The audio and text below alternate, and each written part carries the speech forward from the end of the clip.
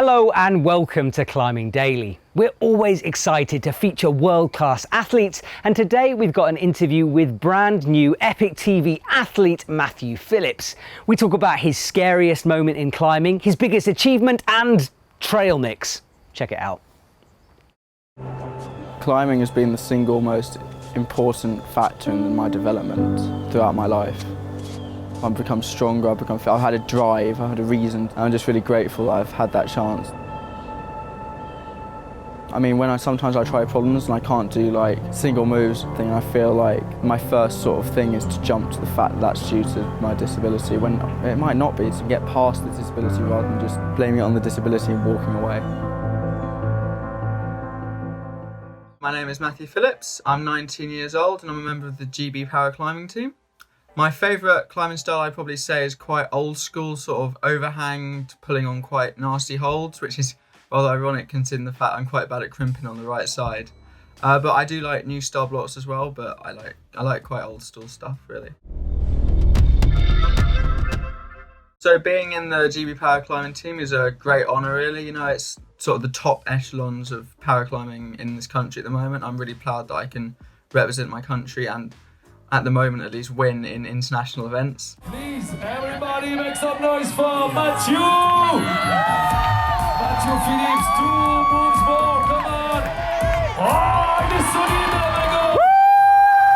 Oh, this in terms of like my disability, I've been missing my right arm, so that creates quite a few issues in climbing of sort of reach and different hold types and stuff. But I think that's quite the beautiful thing about climbing, is the ability to adapt to a different challenge, finding different ways around it. You know, there's always another alternative, and I think that challenge is something that really draws me to climbing and also makes sort of competitions really exciting. If you can find a way of doing something that's slightly different to everyone else, then you know you get a good feeling out of that, I think.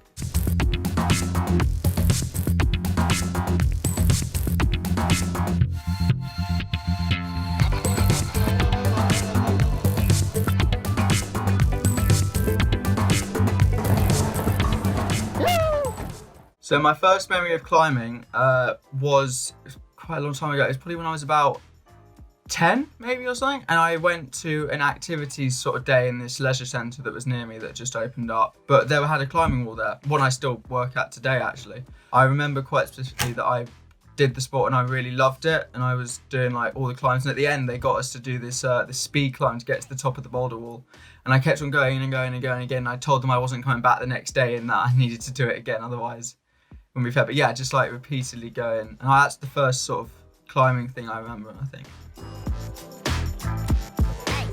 So I compete in the IFSC. I have done for 3 years now, I think.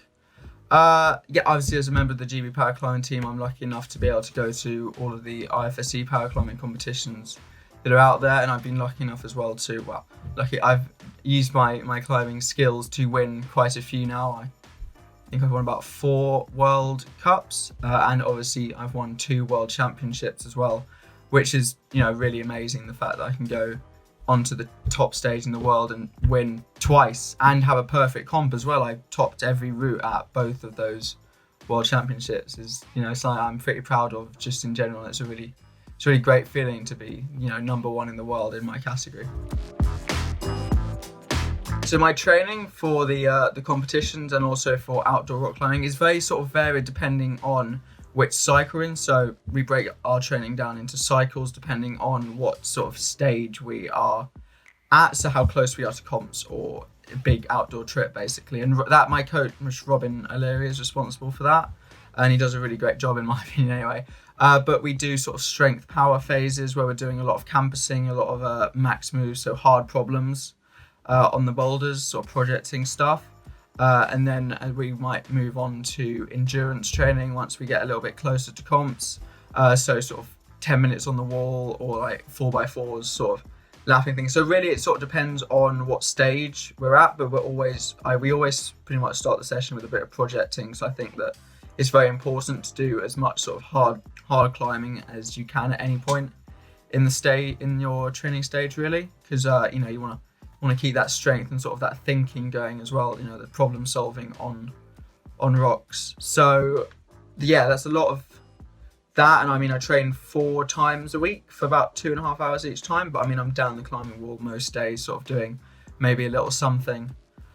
So yeah, but like we do strength, power, so campusing, fingerboarding, sorts of things like that, and then obviously endurance as well. And those are all very important. And there'll be a little bit of each in sort of each stage of the training, so that we don't sort of get too stuck into one particular thing, like boulders get no endurance basically.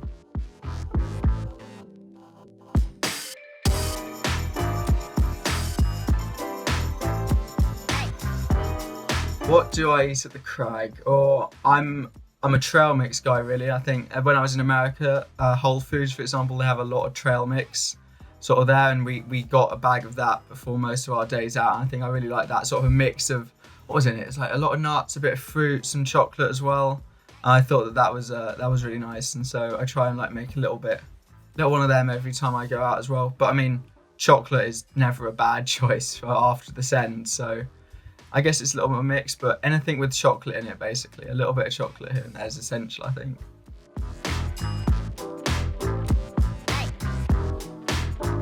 My scary-ish moment was this high ball in Mount Evans Park. It's called Timeline. It's only like V2, but it's sort of like in the zone of not wanting to fall off when you get to the top. And this last move is sort of it's a lunge it's a slab climb all the way up, but there's sort of a bad hold on the right that I don't really properly have. I'm sort of trusting my left foot completely.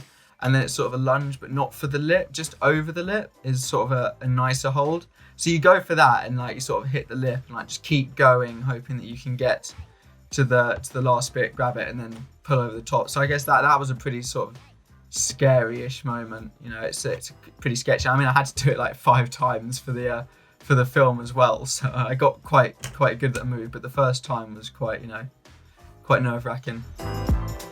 The first place that I went climbing after lockdown was eased, obviously in accordance with all the BMC restrictions and sort of the common sense that the BMC put out, was down to the Sandstone because it was the closest to me. I thought I'd be better to go there, which is sort of an hour away, rather than to Portland or somewhere like that, which is 2 hours away.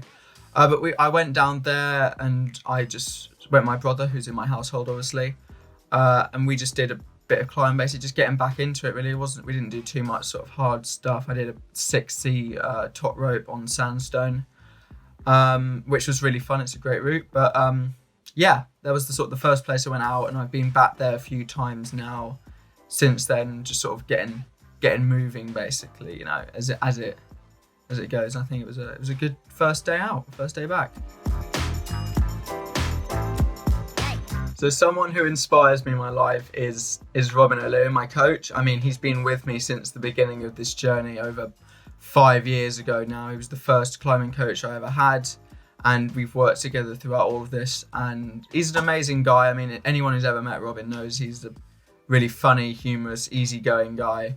And I think that's something that I was, when I started climbing, I really wasn't. I was very uptight, shy, didn't really like talking to people like that. And I think in some senses, I've sort of taken my lead from him, seeing how he interacts with people when we go on climbing trips, and like we went to America together, and sort of adapting that sort of really like good, positive vibes to the world. And I have come out of my shell a lot. I'm way more social now, and I think a lot of that is to do with, you know, Robin pushing me to join squads and all of that sort of stuff.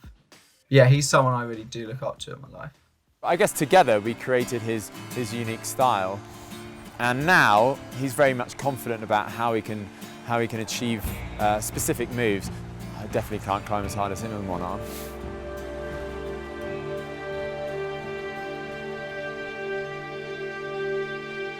Oh, I've never been that creative with my crag drinks and such, but you know, I'm British, so tea is an essential always. When I was over in America, kombucha is a big thing over there, and I really like that, and I sort of brought that back with me as well. Something I like to take when I can, but really just water. It's very boring, it's just water. But yeah, I mean, you know, whatever I can get my hands on, really. I'm not that fussy on my drinks. So being an EpicTV athlete, I think, is a really important step in my sort of climbing development, and in the development of paraclimbing as a sport as well. Partnering up with a company that pushing out so much climbing content, and then me being allowed to sort of publish the content put the content out on that website of paraclimbing is an important step in my sort of journey of helping paraclimbing grow and become the sport that I know it really can be. So, I'm really grateful to Epic to give me that opportunity to get the voice out, and also for their support of paraclimbers in the community, and I think really pushing it out to the climbing community as well.